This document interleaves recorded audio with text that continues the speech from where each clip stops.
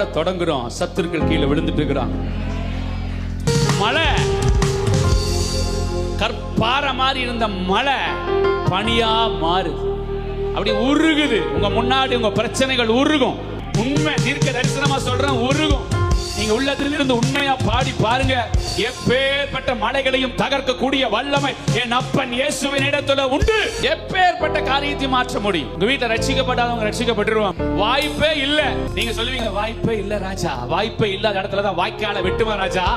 அங்கதான் தண்ணி வரும், அங்கதான் மழை வரும், அங்கதான் பள்ளத்தாக்கு நிரம்பும், அங்கதான் அற்புதத்தை நான் செய்வேன். நான் உன்னுடைய தேவன்.